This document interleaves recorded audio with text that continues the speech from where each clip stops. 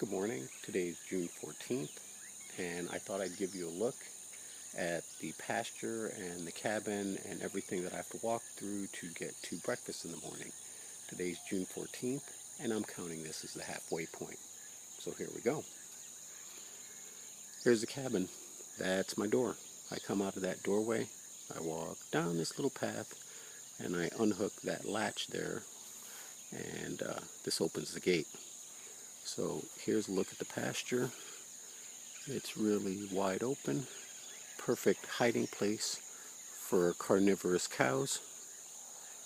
There's a big hill. Let's go up a little bit.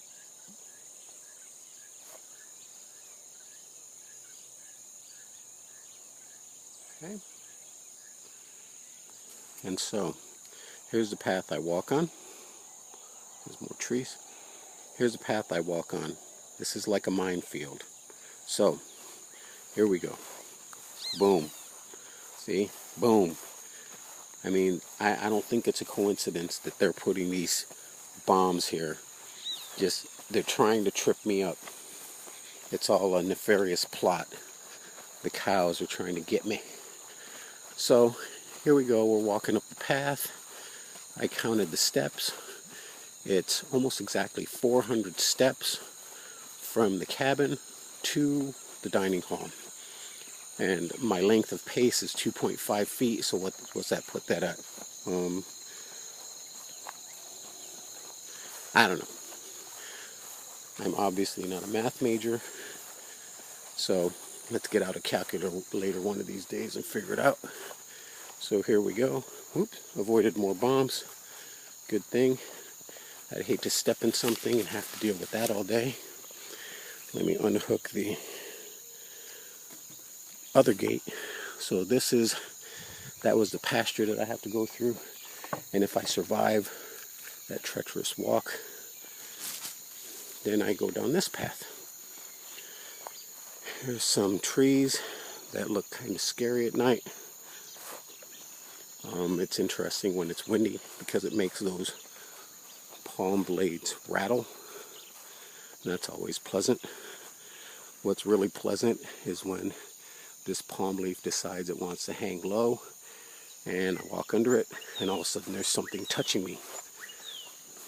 So, yeah, here we go.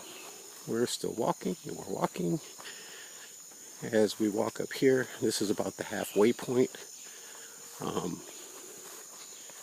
This is the lab.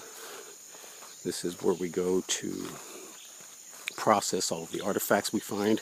They actually wash them and screen them a little bit more.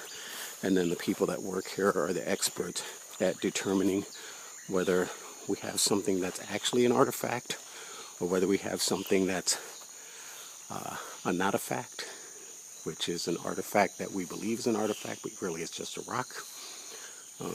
Here's some artifacts, actually, as a matter of fact, in a bowl. These are all ceramics. Take a look and see whose they are. And, of course, they're not mine. Man, I must find a lot of not-a-facts. There's also some artifacts that are called leave-it-rights, which is short for leave it right there, because it's not an artifact. So here's the lab. Spend some time in there. This is where I do my drawings when I stay in during the week. This is one of my favorite spots because this is a mango tree. And I love me the mangoes. So here we go. We have some kind of randomness here.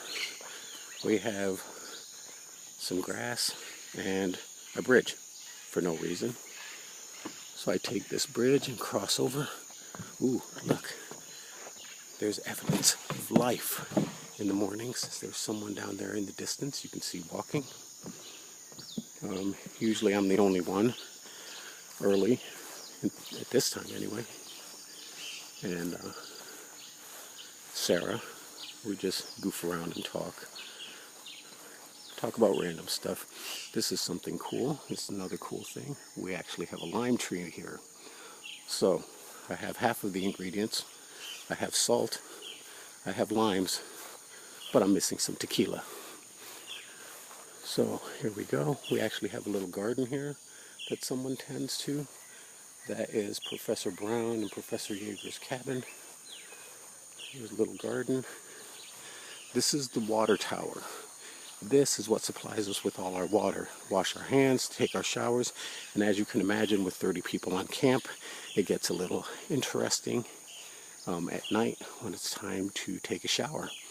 I've been all soaped up, shampooing my hair, and all of a sudden my steady stream of water has turned into a little trickle, and I have been scared a few times and thought I was going to be left with soapy hair. This is a path that I usually go through to get up to the common area. Back there you see a structure that is the common area, and that's where we eat.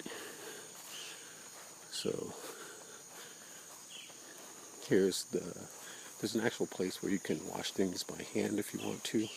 The washing machine is pretty much just a souped up strainer, so it's not very good. This is usually where we gather. There's one of the dorms, 2 people per room. This is a great tree right here because in it there's a killer beehive, so that's always pleasant to think about when you go under and you can hear this loud humming. Do you think bees hum because they don't know the words of the song? Oh, I crack myself up. Okay, so here is the bench. This is usually where I make my calls from, and this underneath that mound is actually a Mayan house, a classic Mayan house. And this was part of Dr. Yeager's dissertation. So that's pretty much it. Pretty long-winded explanation of the camp. Hope you enjoyed it. And maybe I'll do some more videotaping. Oh, here are the vehicles. The Pink Amigo, super cool. It was owned by some Rastas, so when we got it last year, we were all getting a contact high because it smelled of pot so bad. And then there's the Land Cruiser. That's what our team takes out to go to Xunantunich. So with that, I'll leave you.